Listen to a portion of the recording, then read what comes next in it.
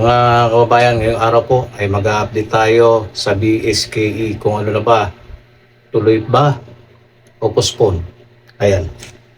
Para sa akin, parang fake news lang itong BSKE postponement na ito eh. Alam niyo kung bakit? Dahil ang umiiral pa rin na batas ay yung RA 12232, yung term setting bill, na ang schedule nga ito sa November 2 na, malapit na. Ilang buwan na lang. At yung filing ng Certificate of Candidacy ay sa September 28 to October 5 na. Paano mapupuspon yan? Wala pang bagong batas. Hanggat wala tayong nakikita, hanggat wala tayong naririnig na bagong Republic Act, wala pong postponement. Tuloy-tuloy ang BSKE sa November 2, 2026. Ito, titignan lang natin ito mga kababayan, yung mga House Bill. Ayan, sabi dito, several House Bills have been filed in the House of Representatives to postpone the November 2, 2026 Barangay NSK. Ito, meron ditong House Bill 10376, House Bill 10591, House Bill number 10584, and House Bill 10583. Ilang House Bill ito? Bukod pa yung Senate Bill ni Senchis Escudero 2387. Kung di ako nagkakamali, yung gagawin fixing of term daw na pareho lang naman sa term setting bill. Ayan, ito. House Bill number 10376 noong August 1 ito piniled eh. No? Tapos ito namang 10591 filed by Representative Javier Miguel Benitez. Ayan siya. Kung gusto nila mangyari dito, teka lang, no? Ito pa yung 10584 filed by Basilan Representative Alano naman. Ito namang 10583 ay filed Senior Deputy Speaker Ferdinand Hernandez and several. Ito yung maraming co-authors, no, proposing to reschedule the election to May 2027. Iba-ibang version. Pero isa lang ang kanilang pakay, no, to postpone, no, to postpone the BSK, mga kababayan. Ayan. Key details and reasons cited. Proposed new dates. Ayan. Most major bills push the schedule to November 2028, aligning the barangay polls away from other near-term timelines, while others propose May 2027.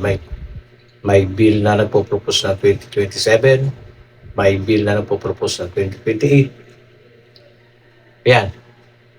Isa lang ang pakay nito na ipopostpone nila itong BSK. Para sa akin, fake news pa rin ito hanggang ngayon. Hanggat walang bagong batas, tandaan nyo yan. Ano na bang status nito? Itong mga bill na to, meron na bang first reading na nangyari? Na-aprobahan na ba? Ma-approve sa komite, pero marami pa pong pagdadaanan yan. Proseso, yung tamang proseso. Legislative process po yan. Legislatibo. Pagkatapos sa legislatibo, executive naman sa Office of the President. Pagkatapos sa Office of the President, yung kataas-taasang hukuman, Korte Suprema. Dapat tinatanong dito yung mamamayan eh. Dapat mag-survey ang kaya lang sila kasi ang batas eh. Sila ang nahalal dito sa mga mambabatas na gumawa ng batas na kanilang pinaglalaruan lang ngayon ang paggawa ng batas. Walang parang hindi pag ganito ang ginagawa nila sa isang batas, no? Hindi, parang walang credibility yung ano ba tawag doon? Parang wala silang paninindigan sa kanilang mga ginagawang batas. Unang-una, yung karapatan ng mga tao na bumoto inaalis po nila eh. Di ba? So fake news pa rin to sa akin hanggat walang bagong batas. Tingnan natin yung status ng ni Senator Chis Escudero. Ayan o, SB number 2387. Dali lang ha. Status. Tingnan natin yung kung anong merong update sa ayan, Senate Bill number 2387 filed by Senator Escudero nga noong August 2026 din bagong-bago lang Pending in the Senate. Pending in the Senate, the measure proposes to postpone the upcoming barangay SK from November 26 to 28. Di naman itong version naman to 2028 at gagawin ng fixing of term ang tawag sa Senate Bill na ito Yung primary objective, amendahan daw yung Act number 12232 to establish 5 years. Sana doon sa 12232 pa lang, ginawa na nilang 5 years. Kung gusto naman palang talagang palalagigin nila, hindi yung pautay-utay pa. Sinabi na nila nakaraan At kung naalala niyo mga kababayan, siguro mga 5 months ago, nung pumutok yung state of calamity tayo, buong bansa di ba? Tapos sinundan ng krisis sa enerhiya, state of energy emergency, nag-content agad tayo na nasabi ko, kung pwedeng gamitin ito ng mga mambabatas. At hindi tayo nagkamali. Kasi sino nakapanood nun, mga 5 months ago. Meron pang ibang vlog na parang, may nag-comment pa, may mga nag-comment pa sa atin inuunahan mo naman, ganyan, inuunahan mo naman yung tuloy ang BSKE. Sino ba namang ayaw na matuloy? Kaya lang, sinasabi ko sa inyo na po pwede nga gamitin para mapospon kasi meron silang nakitang pwedeng i-alibay na para mapospon. Di ba? Di ba nangyari na? Ito na. Ayan na. Meron na. Ang dami ng proposed bill ngayon. Pinagtulong-tulungan nila talaga. Ito, kawawa ang mga gustong, lalong-lalo yung mga first time na gustong bumoto, yung mga kabataan.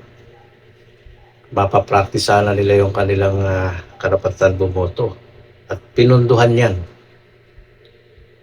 para i-practice nga ninyo ang inyong karapatan bumoto, mga kababayan. So, ang update niyan, nakapending pa ito lahat Nakapending pa. Fake news pa nga yan. Although talagang meron silang mga bill na postponement. Pag may nagsabing postpone na, hindi yun totoo. Tandaan ninyo, marami pang pagdadaanan yan at ilang buwan na lang, pwede ba nilang madaliin yan? Kasi hindi naman lahat ay papabor Siyempre may mga mambabatas na ayaw katulad yung mga pinakita ko mga content na karaan. Di ba may mga ilang mga mababatas doon na ayaw nilang i-postpone. Ang dapat problemahin daw ay yung kakulangan ng budget. Yung kulang, hindi yung pupostponin. Di ba sabi nga, dead end na nga ito dito Sabi ng isang mambabatas. Representative Tino ba yun? Di ba? At yung iba pa, nagsabi din ng kanilang side na dapat nga hindi na yan ipopospone. Sabi din ng isa na representative, maraming masasayang. Totoo yun. At sabi din ni Comelec Chair Garcia na maraming ang masasayang. Yung gano'n, tapos yung time, siyempre pang sweldo sa mga nagtatrabaho dyan at kinukuha yun sa 19 billion na pondo. Gusto nyo pang i-postpone? Ilang buwan na lang. Habay kung gusto nyo i-postpone, bilisan ninyo para masabi nyo mapopostpone nyo itong BSKE. Mga kababayan. So sige, ganito lang. Tayo ulit tayo ng update. Doon sa mga gustong ma-postpone, mga incumbent, ay gustong-gusto nila yan. Although hindi nila yung kasalanan, gustong-gusto nila yan kasi tuloy-tuloy pa sila. Di ba? At yung mga gusto namang matuloy, pero pong batas na tuloy ang BSKE sa November 2. Hanggat walang bagong batas, November 2 ang BSKE. Klaro yan. Okay, so, pa-subscribe, share, and comment